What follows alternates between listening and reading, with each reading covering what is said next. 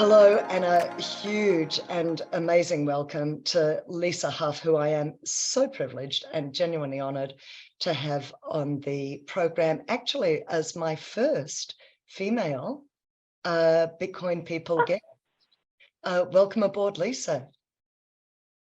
Thank you, Carrie. Wow, your first female guest. Well, we need more women Bitcoiners, so maybe you'll certainly do. Maybe we'll spur more to come into the space. I would actually love that. And I actually lie a little. I did have one other woman on the show, and it was my best friend, and I live orange pilled her. So she wasn't a victim. Awesome. And I tried to orange pill her live in 2 hours. And how did it go? I went from we literally did everything from the humanitarian through to inflation, through to treasury bonds and debt and the whole kit and caboodle. I think it was a little much. Yeah. Lisa, a lot to digest. You're doing amazing stuff in this space that's bridging Bitcoin and digital assets with traditional banking. I'm going to let you introduce yourself a little bit in terms of your background in natural gas trading and that transition over to digital assets and what you're doing now. Let's set that up first, if you don't mind, and then we'll deep dive into some of what that means. Oh, sure. Well, thanks again for having me, Carrie. So I started my career much in the way that a lot of old people did. They answered an ad in the newspaper and mailed a resume to a physical location where someone opened it, and that's how I got my first job. So my first job out of college was working for Solomon Brothers. They had a commodities trading desk that was in Houston. I remember called Fibro Energy. Yeah. So I was a risk analyst on the heavy fuels desk. I remember the day before I was to start, my brother-in-law said to me, "Are you on the equities desk or the commodity desk?" And I said, "I have no idea. I have no idea what either one of those words mean." So how did you end up in risk management? What did you study? Biology. So I had a lot of science and a lot of math. Honestly, Carrie, I think that in all fairness, I think that I've gotten a lot of breaks because I'm a female, and I probably got that job because I was a woman with a science degree, and there were probably 20 guys with science degree or math degree or some sort of technical degree out there, and I was probably a quota. Who knows? I don't know. I don't care. It was a long time ago. Yeah. But interesting. I feel like I've had a lot of lucky breaks that way. So I started off in risk management and really quickly determined that the people that were trading weren't any smarter than I was, and they were getting paid a whole lot more. And it looked like they had a lot more fun. They laughed a lot more, and they said a lot of curse words, and they could wear whatever they wanted. And so anyway, I just set my sights on trading and just pursued that. Actually, that was back when headhunters would call you and you'd go on interviews. And so I transitioned into a trading role, and I tell people that I think every company that I've worked for is either bankrupt, out of business. They were like pursued by the SEC. So I worked for Enron. I worked for, no joke. So Enron, PG&E Energy Trading. I don't know. There were a whole bunch of them out there, but what are you doing to these places? Yeah, I know, right? It's like, wow, what do they all have in common? Me. No. So I got really familiar with moving gas around, and I got really familiar with managing risk around assets. I traded the East Coast.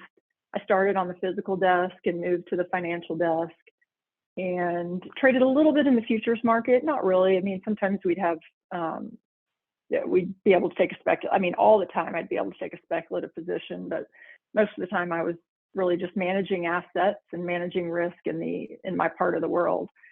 So it was just hugely fun.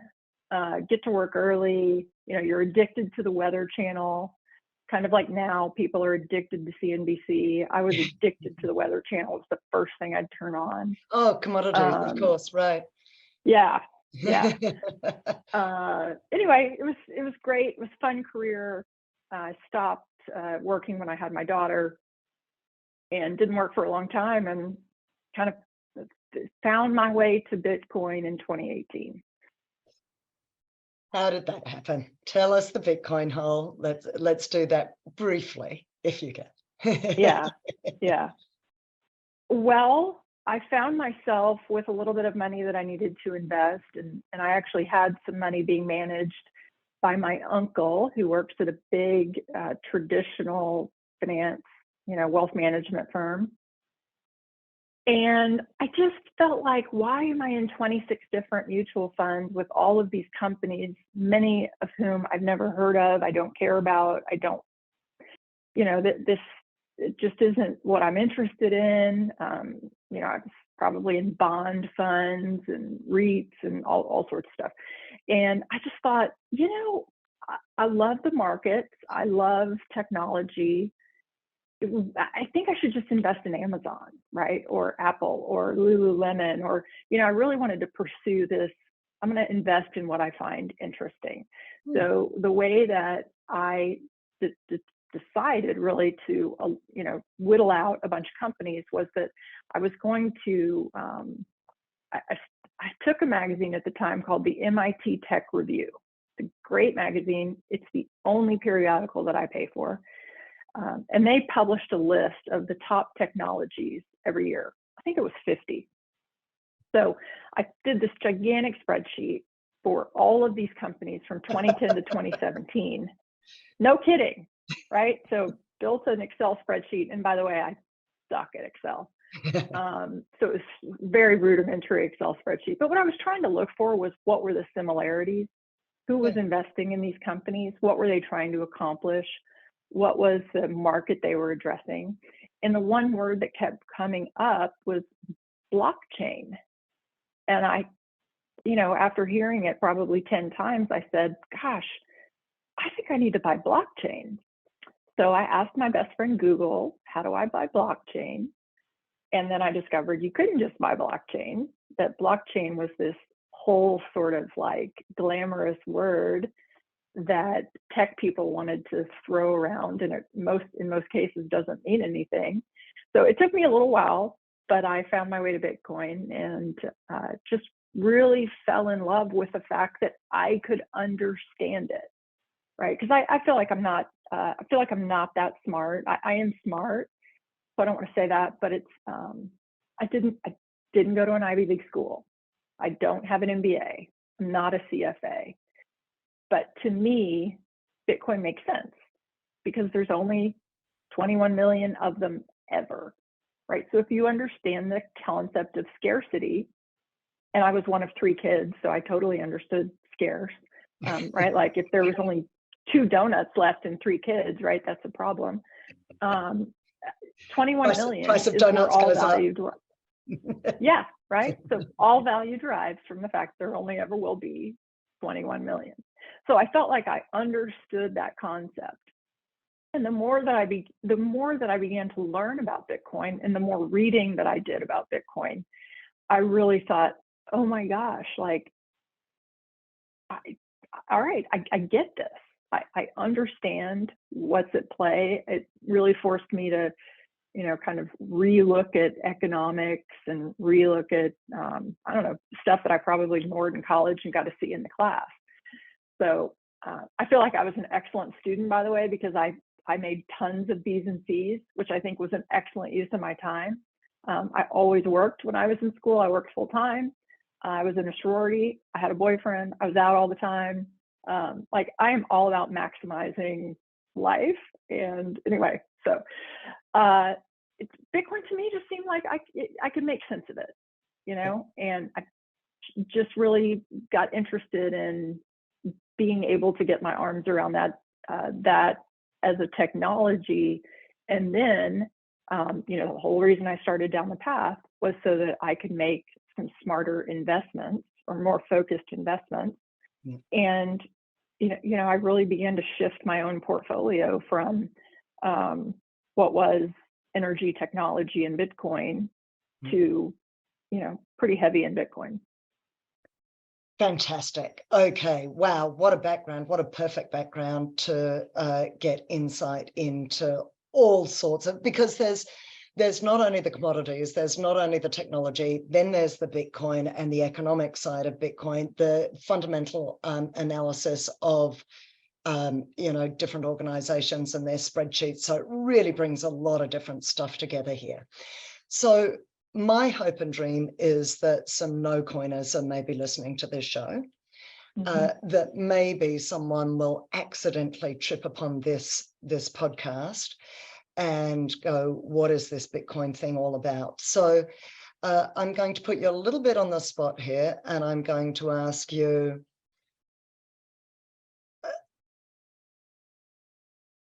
why Bitcoin? Why would I get it? I love that question. I love that question. I feel like we as Bitcoiners often say to one another, how did you get into Bitcoin? But to me, it's really more interesting to say to somebody, why did you stay in Bitcoin? Or what is it that you love about Bitcoin? And, I posted something on Twitter this weekend, and I really thought, I wasn't engagement farming. I've never done that. But I really thought, gosh, if I've ever posted anything on Twitter and I felt like it would provoke people, maybe it would be this.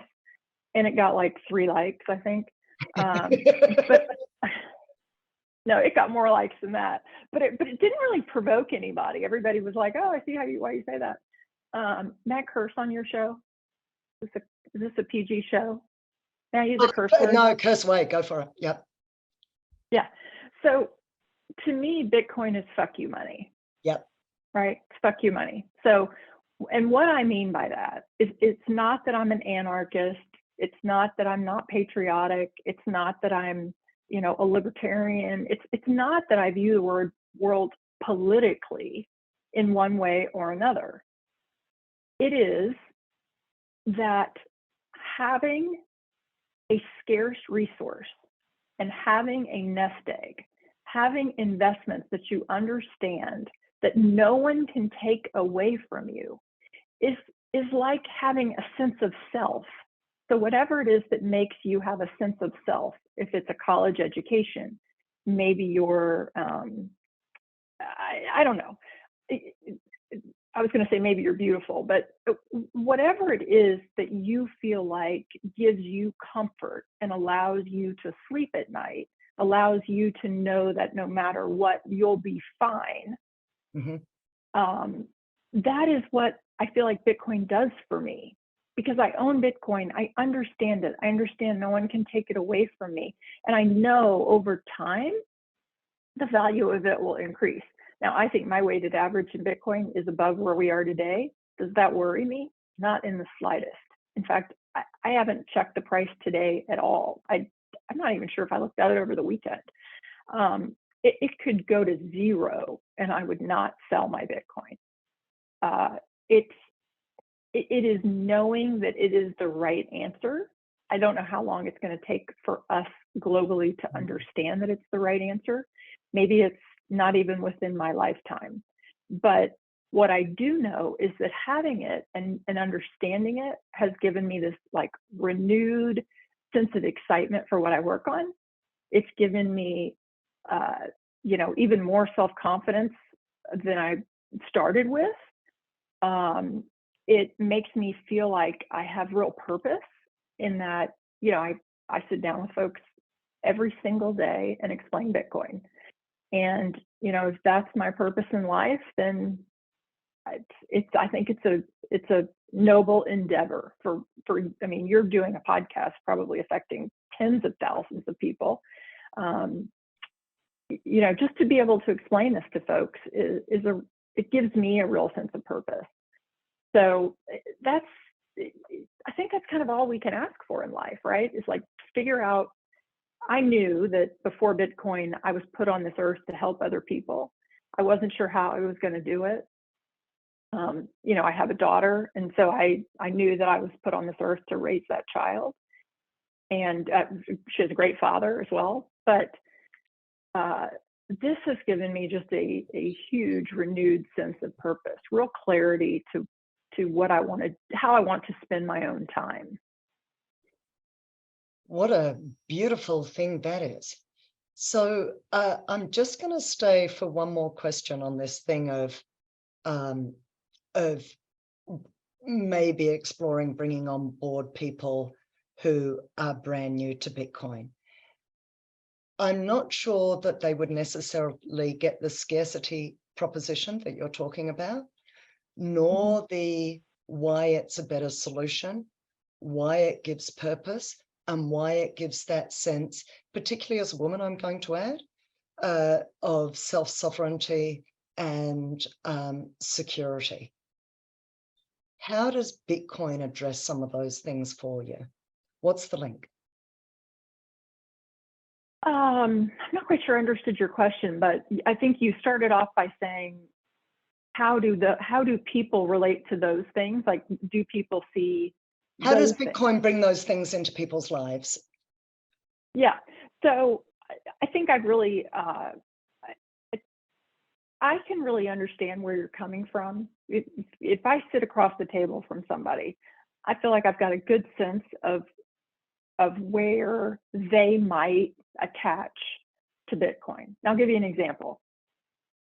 If I'm speaking to a women's group, I will talk about going to the Human Rights Foundation Oslo Freedom Forum last year and listening to those activists. Were you there?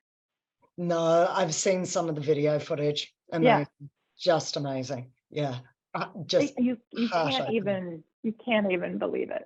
It's, I mean, wow, that is an incredible event. Yeah. To hear those people from all over the world who have virtually no property rights, no right to hold wealth in any currency, to hear them and their stories around Bitcoin is hugely powerful. So if I'm sitting with a group of women that would perhaps be sitting normally at a country club raising money for American Cancer Society or the Garden Club, right? I'll go that route. What I spend a lot of time on right now is working with energy companies or energy executives and helping them understand Bitcoin mining. And I have decided that it will be Bitcoin mining that causes mass adoption for Bitcoin. It has literally nothing to do with Goldman Sachs or Jamie Dimon or any of those firms or people, right? Like, I don't care if they buy Bitcoin ever. I don't care if they understand it ever. Because the energy guys are figuring out that this is perhaps the greatest tool to be added to their toolbox ever, right? Bitcoin, and we can talk about it more if you want or not, but I mean, this is, there's technology right now, just to sort of paint a picture for folks, there's technology, there's chemicals that have been developed that you can use during drilling to make drilling more productive, reduce friction. I don't understand what the chemicals are, but there are entire businesses that do this, big businesses, right? Bitcoin is exactly the same thing. It improves efficiency along every edge of energy. So at the power plant level, Bitcoin is there as a tool because a lot of times power producers have to pay a grid to take their power rather than shut down because there's not enough demand, right? That's like a couple percent, but still a couple of percent across a year. I mean, that's essentially just lost revenue, right? Like that's the 2% you pay to Visa. Why not just put that in your pocket? Why not mine Bitcoin instead of paying the grid to take your power that you can't use? Drop Bitcoin miners down, right? That's efficiency. You have gathering plants at natural gas gathering plants. There's all sorts of situations where that plant may go down. And if the plant goes down, the production that was coming to the plant, so the gas flowing, gets shut in, right? It can't come to the plant. Okay, fine. Well, what if you had Bitcoin miners that were sitting right there? And the Bitcoin miners are essentially a portable pipeline. Explain that. Right? So the Bitcoin miners eat the gas so that you can divert to the Bitcoin miners, or you can divert to the processing plant. So, Carrie, so what's going to happen in the long term? I mean, this is the greatest buyer of energy ever, right? So it not only will address the renewables and really pushing forward the effort to bring renewables to market, right? Because Bitcoiners want cheap power. So if we can go harness it from a river, right, that's a lot easier than drilling a hole in the ground to get gas up, right? I mean, like, let's go harness the power of the river. Okay, so, I mean, or solar, or, you know, name your green energy source. So Bitcoin will push that further, but it will also just hugely monetize for energy producers, processors, you know, especially the midstream businesses, right? The pipelines, the gathering plants, the processing plants. It is such an optimization tool. So, you know, I sit in Houston, right? Energy capital of the world. Almost everybody works in energy, or they're an energy investment banker, or they're an energy lawyer. You know, they work as an attorney on big deals for energy companies. And guess what? None of them understand Bitcoin. So there is like a force of us in Houston that go to the Bitcoin meetup, and, you know, we're spreading the message. But it's so, to me, it just depends who I'm speaking with, right? If I'm talking with a 50-year-old or 60-year-old guy that works for a private equity and they're focused on energy, or he works for you know, one of the pipeline companies, I'm telling him the story I just told you. If it's his wife and she would normally be playing tennis with her girlfriend, I'm telling her the human rights story. So there are all sorts of ways, I think, that we bring people into Bitcoin. But, you know, you and I were chatting before, and you were saying, you know, Bitcoin isn't partisan. It's not, right? Like, from every angle that we approach Bitcoin, it's positive. So, you know, if you want to hang your hat on the environmental impact, the good it will do for the environment, hang your hat over there, right? As soon as the environmentalists really figure out that Bitcoin is their best friend ever, like, won't that be a cool moment? If you don't care but if you don't care anything at all about Bitcoin, and you own a pipeline company, if you're Kinder Morgan and you have billions of dollars of pipeline assets, and you see this as a tool, right? This is like a better screwdriver. Don't you want an improved tool for your business? Of course you do. So it's going to be almost industrial and big business take up rather than institutional take up. I think so. Because they're the ones who benefit most from the efficiencies. So yeah, we are economically motivated, all of us. Yeah. Right? If we were not, we would not. I mean, of course we are. And the cavemen were economically motivated. They were trying to figure out how to either, you know, hunt and kill and find something, or trade something in order to get what they needed. We're economic animals, and of course they are. And by the way, you know, the big obvious point here is that it's in their shareholders' interest. Yeah. And so, you know, a year ago, these energy companies would say to me, oh no, my shareholders would never let me do that. Well, let me demonstrate to you why your shareholders are going to demand that you figure this out. Well, it meets the ESG story, but it also, once you've got it in your treasury, what it does for those shareholders. I think it'll be a while before they hold it on their treasury. I mean, I wish it would, you know, I think everyone should hold Bitcoin. I think that's a harder fight. Okay. but Yeah. everybody can use Bitcoin, right? Everyone can use Bitcoin. Yeah, indeed, indeed, indeed. So let's just go more broadly for a moment. We're saying it's nonpartisan, it meets the humanitarian, it meets the ESG and the environmental. It's environmentally not just neutral, but positive because of the way it uses, I'm going to call it wastage, or what otherwise might have been wasted in the energy space.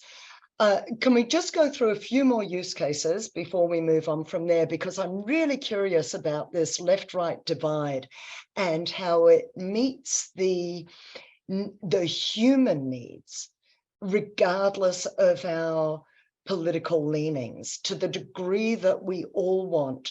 I think there's an element of we all agree on what we want the outcomes to be. We want reduced wealth gap. We want the best opportunities for the least advantaged.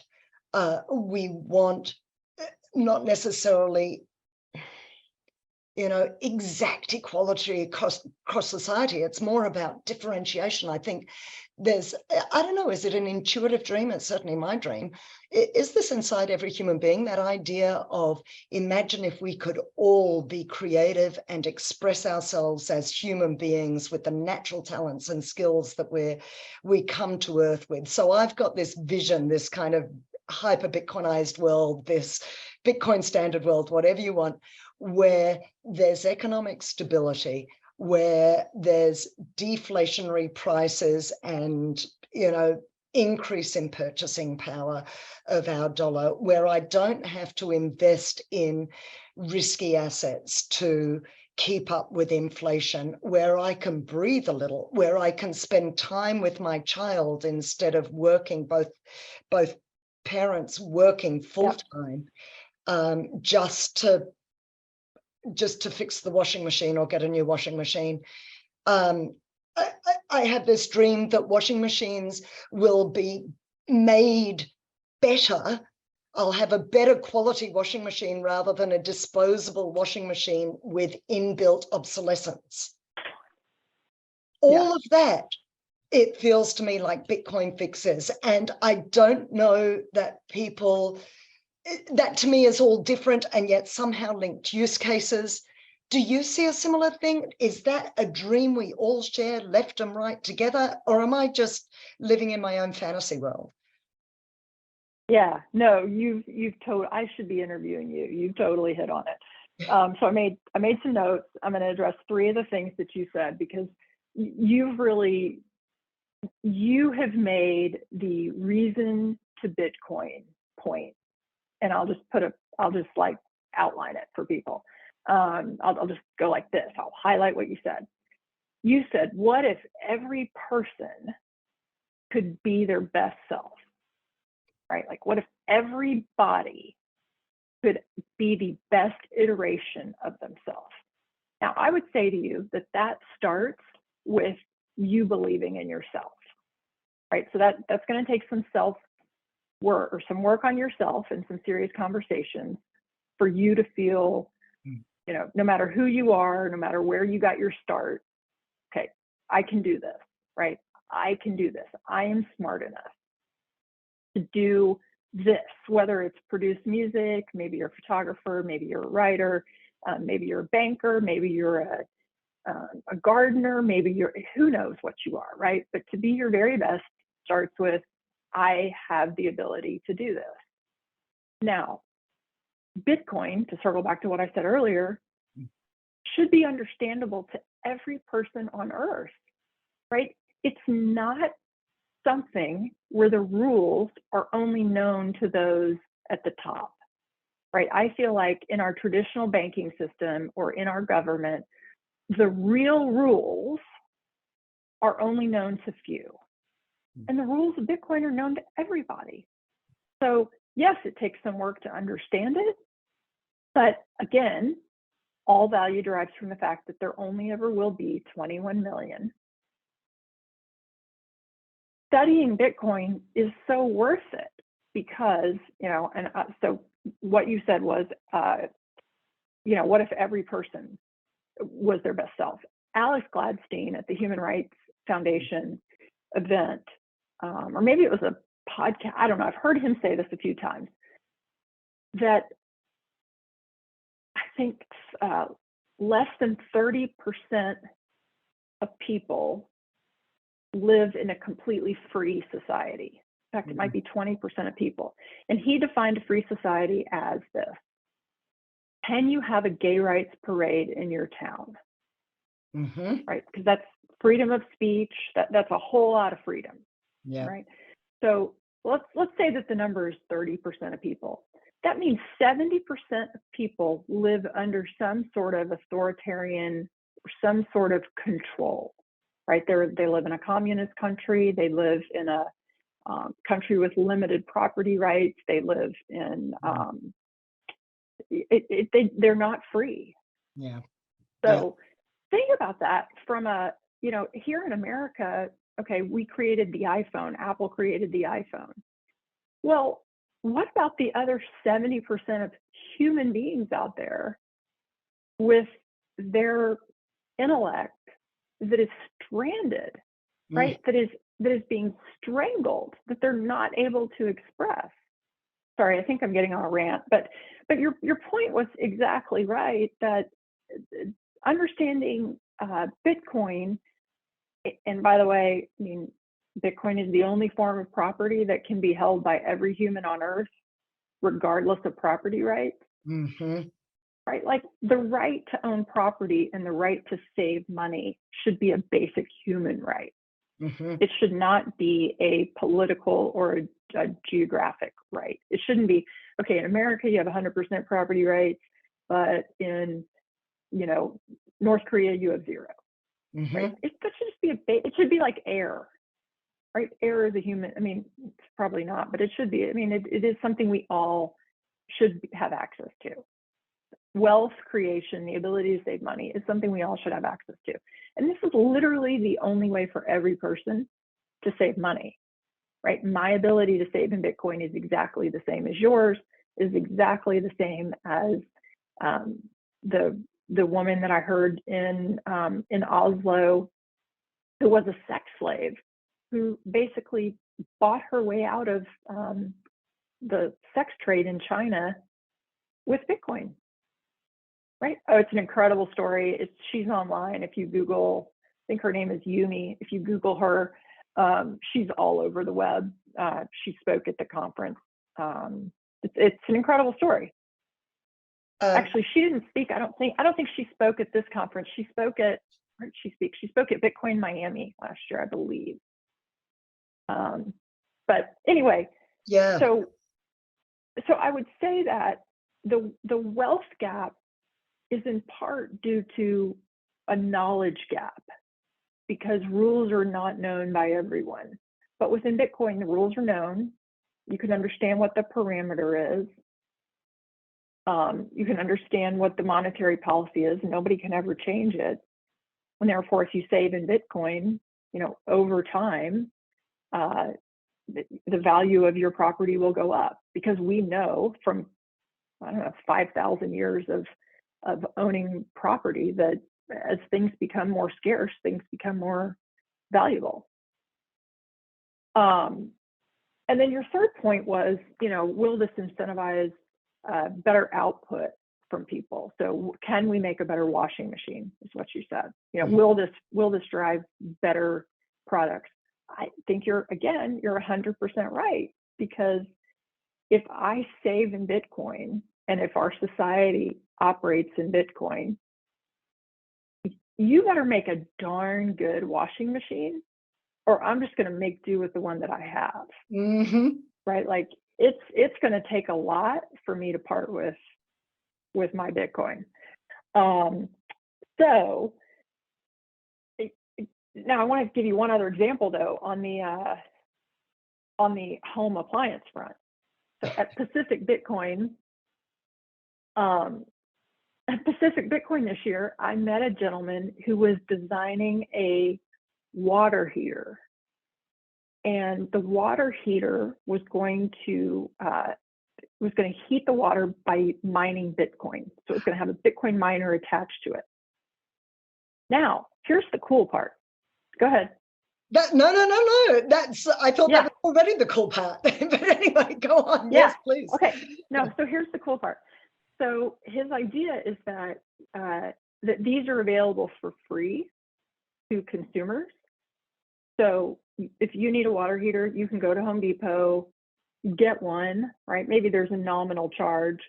Get this, you take it home, you plug it in, and the Bitcoin that's mined basically belongs to this corporation. So if he's so if he's Bob's water heater company, the Bitcoin that gets mined belongs to Bob, but the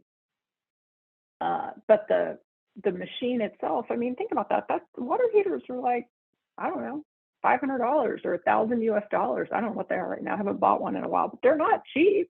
And he actually gave me an example that this is already happening. I think solar, like you're already able to get free solar panels in some places, but the excess energy goes back to the provider of the panel, and that provider can sell it to the grid. I don't know. But anyway, yeah, Bitcoin incentivizes people to build better products, and it will incentivize incredible ingenuity. I mean, I'm sure I know people that are already heating their houses with Bitcoin miners, heating their pools with Bitcoin miners. I don't know, because I know so few people in the Bitcoin space. That's why I started the podcast, so I can meet Bitcoiners. Yeah. But so I think not everybody understands, and I'm not sure that I even understand the extent of the Bitcoin network and community. How much, see, people still are concerned that, government could shut it down. And I go, but the toothpaste is already out of the tube. But the more I talk with Bitcoiners, and the more I understand the kind of the breadth and depth of the ecosystem, the more I realize there's barely anything left in the tube. Like the tube's gotten smaller, the toothpaste has gotten bigger. It wouldn't even fit anymore. No, right. So I just hadn't understood how far and wide it goes. I get that you intellectually understood when you first engaged with Bitcoin, you got the scarcity proposition. You got the humanitarian proposition. You got the, related to scarcity, the purchasing power. When I sent you your questionnaire, however, which I printed off and put in front of me and now I can't find it, there it is. I asked, what were your values, your top 3 values? And you said, freedom, fairly obvious in terms of connection with Bitcoin, kindness and faith. Does Bitcoin feed in? I hear how it ties in with freedom. We've already started discussing that a little bit. Talk to me about kindness and faith.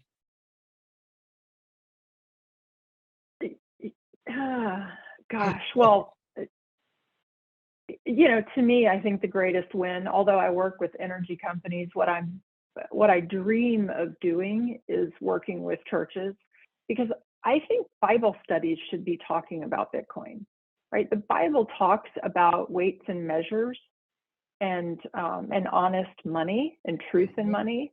I don't know how many times it's mentioned in the Bible, but a lot. And there are great podcasts. Bitcoin in the Bible is a great podcast. My former colleague at Unchained Capital and I think his father and one of his friends do that podcast. There are many great podcasts out there that connect Bitcoin to faith. But Bitcoin is like this. It's this. I don't know. It's this equalizer of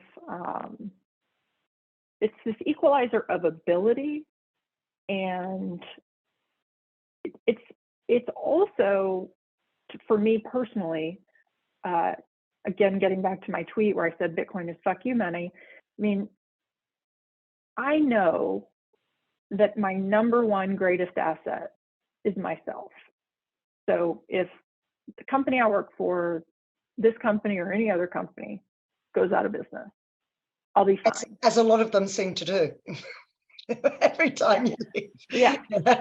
I mean, who knows?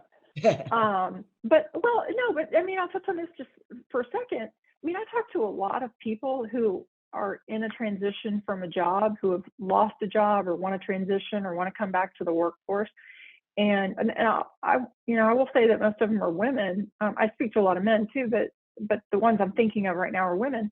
And they'll say to me, and I'll say to them, hey, in the short term, before you really figure it out, so-and-so, why don't you go work at Trader Joe's, one of our grocery stores? You can go work there, and you can work 22 hours a week, which is part-time, and they'll give you full health benefits, right? Like that health benefits solve a lot of problems for a lot of people.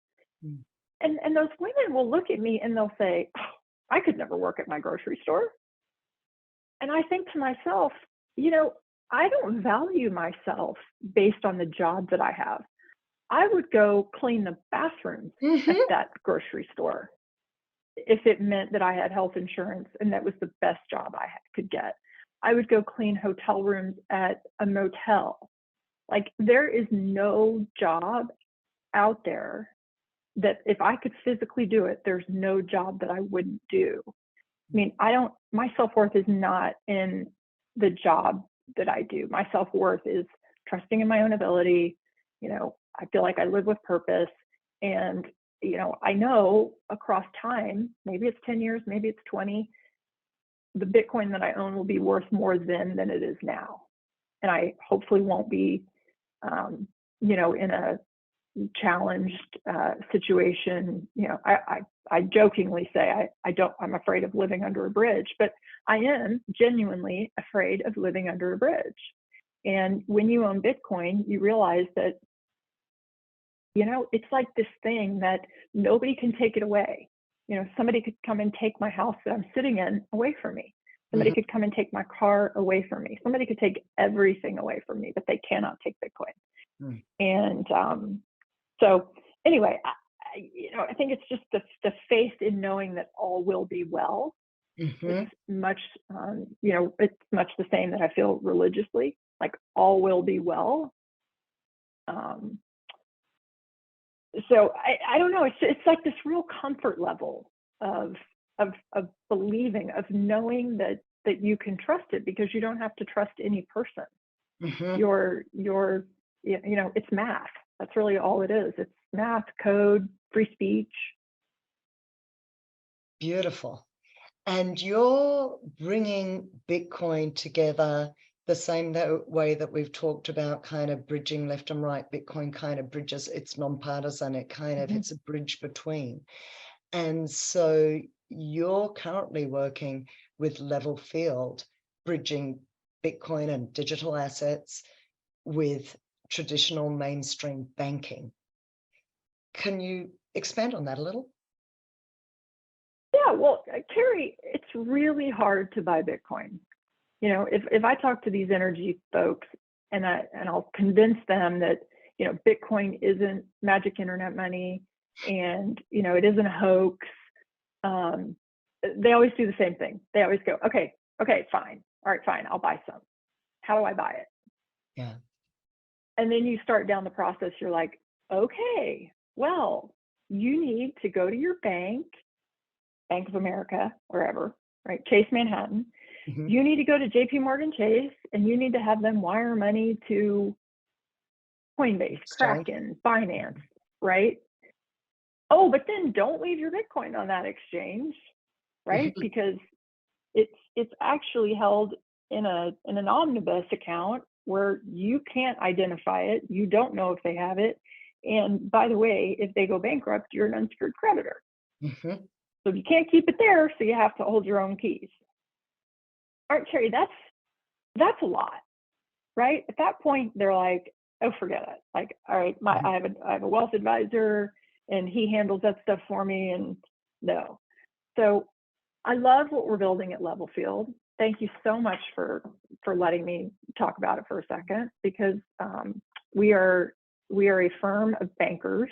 Most everybody has worked in traditional banking for 30 plus years. and we've built an on-ramp for Bitcoin. You can go to our levelfield.us, you can buy Bitcoin.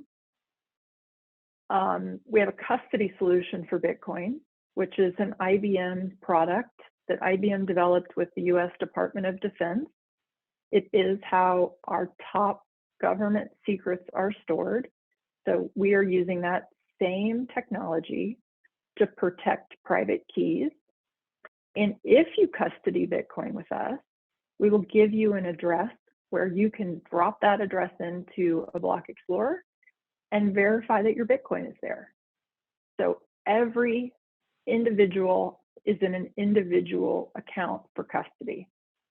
So there isn't anybody else doing what we're doing. We're literally just making the ability to buy and secure Bitcoin easy for people, because at Levelfield, and it's going to be announced on Wednesday, we are buying a bank. We're buying a US bank. Congratulations. Which will, yeah, thanks, will allow us to offer financial services like a checking account, right? So you'll have the ability to have a checking account alongside your Bitcoin, alongside your custody, maybe alongside your Bitcoin rewards card, maybe alongside your Bitcoin IRA that we will offer. We will offer a pay me in Bitcoin so that you can send your employer a form and ask to get some of your salary in Bitcoin, right? So nothing earth-shattering, with the exception of our custody. Our custody is exquisite, and there isn't anybody else that's ever offered it in traditional finance, and certainly not in digital assets. Mm-hmm. So I'm really proud of it. I'm really proud of it. We're open now in 6 states. We're rolling out the states. We will continue to roll out chunks of states this year, and hopefully get, probably all but New York. New York is, anyway, we're going to roll them out. When you say you're open in 6 states, does that mean you've got a shop front of sorts? Does that mean you've got like a retail outlet? Yeah, our website, you can go on board on our website. Yeah. Oh, so on with the website, but you haven't got physical bricks and mortar? Yeah, we do. Oh, you do? Physical office. Yeah, yep, we do. And we'll have, I think we'll have 3 or 4 in the US, and we'll open an office in Asia sometime in 2020, probably late 2024. And can people walk in the way they would with a bank and go, here's my US dollars or whatever I've got, my Japanese yen, and physically bring it in and hand it over to you, and you put it in an account? Will you exchange it for Bitcoin for me? Yeah, absolutely. Oh, this is way cool. This is amazing. Okay. Yeah. See how I love that you think that's way cool, but it's really boring, right? Like it's just a regular bank. Yeah. Okay. Yeah. Right. Right. But we're making the whole process seamless for people, and it'll be a better customer experience. Because right now, if I want to collateralize, which by the way, I've done this. So I've collateralized my Bitcoin at a Bitcoin only company, so not Coinbase. But the interest rate was like 10, 11, 15% at those companies, because those companies have to go borrow money from someone else. And we can go to the Fed window and borrow from the Fed directly, which means that if I paid 10%, let's say, at this other Bitcoin company, I can probably pay 7% at Levelfield for the same loan, right? Like, let's say I'm going to go buy a new car and I need to take out a Bitcoin collateralized loan. So a lot lower cost of funds for customers, and a lot easier. So when you're managing your Bitcoin, I mean, it's super easy for you to have money in a checking account, for us to custody your US dollars. And then let's say the market moves against you, the market moves lower, you need to add dollars to this collateralized loan. You can do it with a tap of a button. It's not, oh my gosh, it's Saturday, I've got to wire money from my traditional bank, but they're closed. I don't want to get stopped out, and I don't want X loan to get liquidated, right? Because the loan holder has the Bitcoin. Anyway, it just makes the customer's life a lot simpler. And this is what I think the 23, 24, 25 is going to be all like. This whole part of the Bitcoin journey is about improving the user interface, improving the access and the usability. Mallas is all about this, so we've got credit cards, we've got apps where we can buy stuff with our Bitcoin much more seamlessly. You don't even have to know what's going on in the back end, everything. So that, I think, is where we're moving into, which that's revolutionary. I mean, this is what the Lightning Network is doing for Bitcoin, is taking it absolutely next level in terms of scalability, well, accessibility that creates kind of usability and therefore scope. It really takes it next level, doesn't it? And this is what your bank is doing. Well, yeah, thanks. I mean, it's all about usability. Yeah. Right. It's all about ease of use and the ease of transaction for people. I think it's a huge barrier for Bitcoin. If you're not a Bitcoiner, you're not going to go through 3 steps in order to go to Coinbase or Kraken or somewhere to buy Bitcoin. You're just not. Yeah. Right. It's not going to be a big part of your portfolio initially. You're going to say, oh, I'm going to, I'm worth $1 million. You're not going to say, I'm going to invest $1 million in Bitcoin tomorrow. You say, okay, I'll buy $500 worth. Wait, you're telling me it takes 3 steps for me to do that? No. So yeah, I think to your point, the user interface will be, I mean, that's our biggest challenge right now overall in our ecosystem. Yeah, absolutely. So I'm really interested in, and I'm getting conscious of time, but I really want to explore, even if it's relatively briefly, this issue of credit and how that's going to work in a Bitcoin world, because my understanding, so I've got 2 kind of conflicting ideas going on in my brain. On the one hand, reading The Fourth Turning or anything else like it, The Private Life of Real Estate and Banking, where we talk about credit expansion and then sudden contraction, so collapse, so we get this thing going on that creates cycles. And then, of course, you've got the human cycle that mirrors the economic cycle as part of that. And so that goes on. But I listened to Jeff Booth, and he goes, Bitcoin breaks the cycle. Bitcoin breaks the cycle because of the scarcity. And yet, my question around that is, once we come to traditional banking meeting Bitcoin, there's still credit, there's loans, there's federal loans, albeit that they can't print money to paper over those loans to pay their debts. So I can see how that part of the cycle breaks, but don't we still end up with credit booms and busts? Yeah, I'm not a macroeconomist. I would ask Jeff Booth to explain further. No, I do think it breaks the cycle.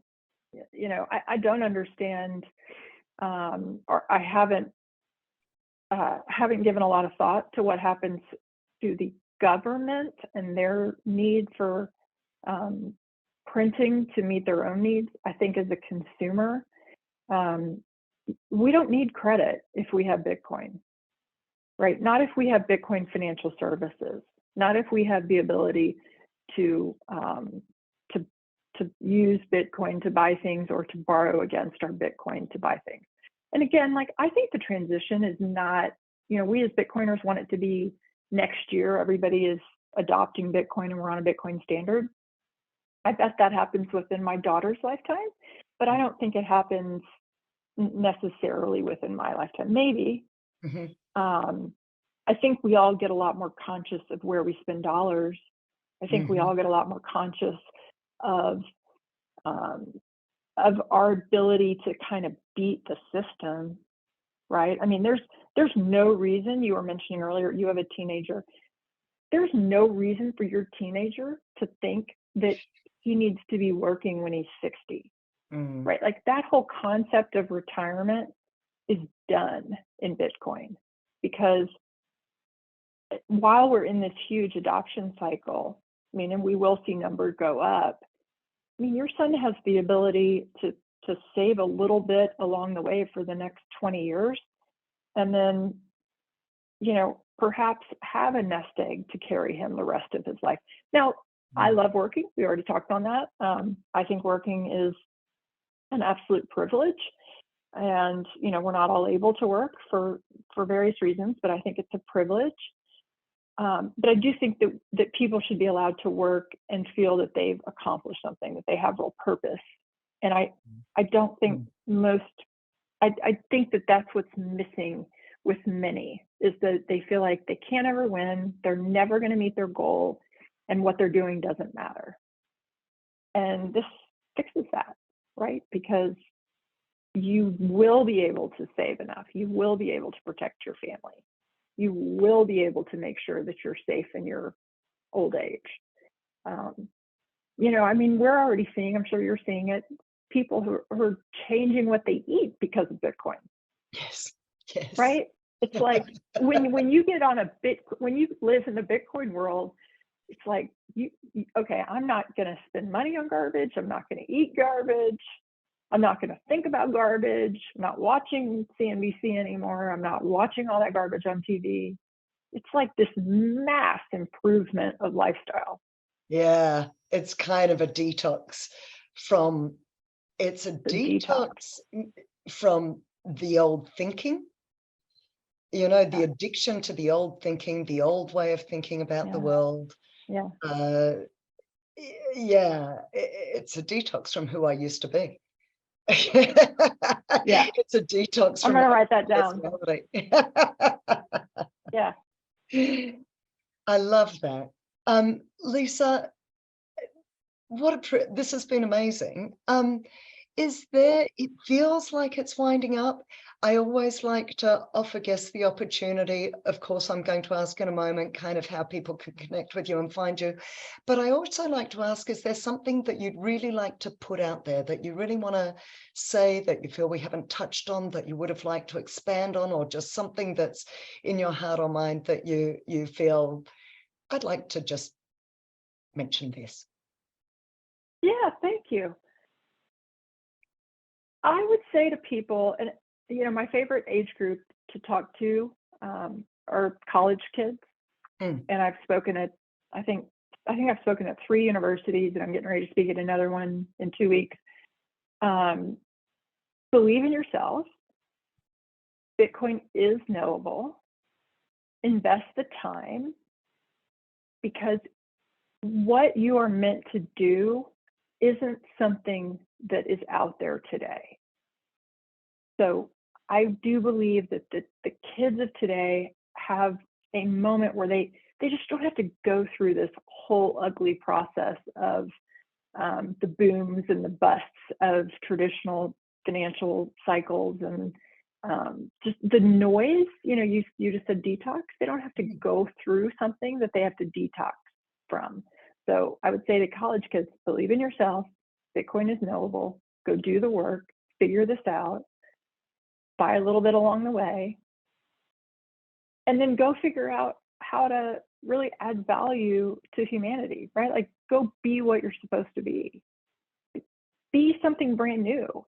Take a risk, right? I hate it when people give college kids the advice to, you know, oh, go do something fun or follow your curiosity.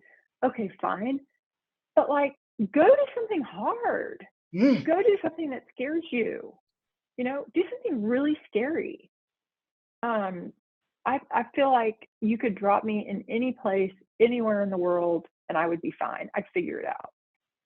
And that is really what I wish for every young person out there, is to have that confidence that you could figure out whatever the circumstance is around you, because they're worth it. And there's no reason to read books about how Howard Schultz built Starbucks, or, I mean, yes, those are interesting, or other people, how they've chronicled their business journey. Like, go make one. Right? Like, the future is going to be so much more exciting than what happened in the past. Go make something great. Beautiful. Mic drop moment. That's great. Yeah. Inspiring. Lisa, where do people find you? You can find me on Twitter. I'm always there. Okay. Oh, and I will say, as you know, Carrie, I do respond to my messages. So if I can ever help in any way, feel free to reach out. I love kind of brainstorming with people on how to get into Bitcoin. If you DM me and you don't work in Bitcoin, you can rest assured I will be figuring out what company to connect you to or how to push you to get you to work in Bitcoin. Because Bitcoin, Parker Lewis, who I worked with at Unchained Capital, he's one of the smartest people in Bitcoin. He has this, people that come to Bitcoin meetups or people that message on Twitter or people that sort of in this ecosystem have self-selected into Bitcoin. Mm-hmm. Like this is the next wave, right? The self-selectors this is our ecosystem spreading. So I love that. I love, being a part of that. And I probably the best part about my job is just connecting smart people to one another, just being the middleman. Absolutely fabulous. I love the sound of that. I am going to talk with you about coming to work with your bank. I know. I told you before we started. I was like, "Wow, what's your specialty?" And you told me that you've worked with all kinds of folks and help them. I'm going to give you a plug. You told me that you help people. You tell people what you did before, what you're still doing. I do presentation skills training and coaching. And if you want a free video series to learn all about presentation skills in the Bitcoin world, I'm going to plug Looking Glass Education, where I've uploaded through their platform how to present Bitcoin. Yeah. So I'll guide you. Oh, I love that, Carrie. Congrats. Thank you. Yeah. Let's wind this up. Let's have further conversations offline. A pleasure to have you here. Thank you for taking the time, really and truly, and good luck with the next steps for Levelfield as a bank now too. All the best, Lisa. Thank you, Carrie.